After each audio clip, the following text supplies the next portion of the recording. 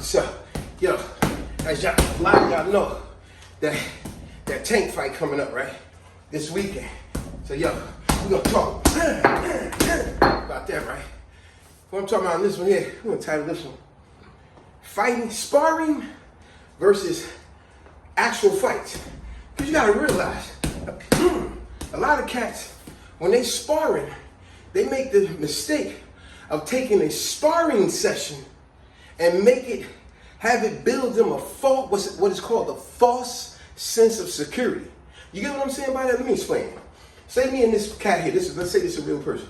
Me and this person sparring. Boom. Right? Right?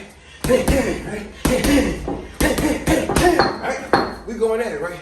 But boom, boom, when I hit him, right, then he catch me, bang. Oh, he caught me with a good one. He caught me with a good one, right?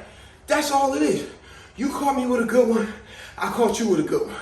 But see, well, a lot of times, the up-and-coming fighter, fighting a more prestige, established fighter, he gets cocky. And now he start thinking, yo, man, when I fought him in the sparring section, man, I gave him the business. I gave him the business. I gave him business. Right? That's what you think. But what is it called?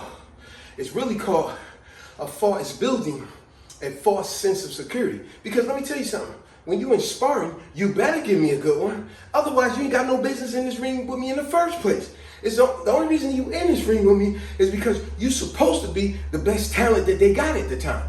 So since you supposed to be the best talent that we got at the time, you better give me a good shot. But a lot of times, that's all it be. You gave me a good shot. But don't let it get built up in your head, because let me tell you something about sparring.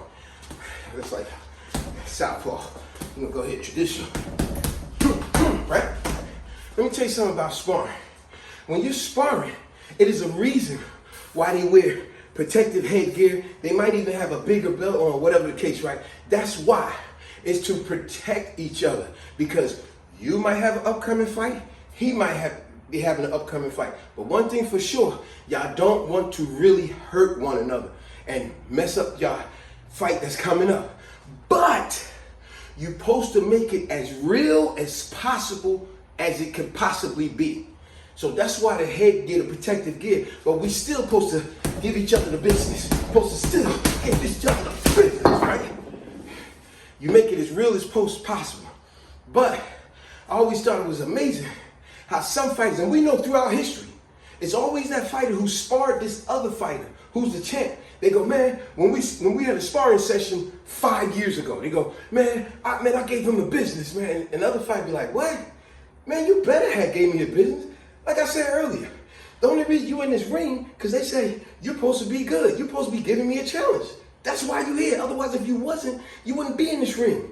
But do not allow it to make you have a false sense of security. Now you want to fight that person in real life 2 years down the line. And now you want to get in the ring because you thinking, well, I gave him the business when we were sparring, right? When we were sparring, I gave him the business. I could do it in real life. Okay. Now the headgear's off. Now you don't got your cornermen all up on the ring saying, hit him on the right, get him on the left. Come on, what are you doing? See, sometimes the trainers be all up on the rope. You can't do that in real fighting. See, now you in there for real. You ain't got your trainer all up in your ear like that. He got to yell from a far distance. Now you wind up getting your butt whooped. And now it's like, well, this is what I try to tell you, man. Don't have a false sense of security. You know what I'm saying? That's what a lot of cats do.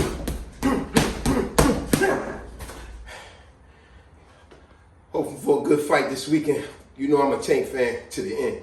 That joker nice. I love how he be joking around. Y'all see how he was playing with old boy at the conference they had, press conference, and then he acted like he was gonna hit. He was like, eh. And old boy was like, eh. He's like, yo man, you shook. He started laughing. Tank silly, man.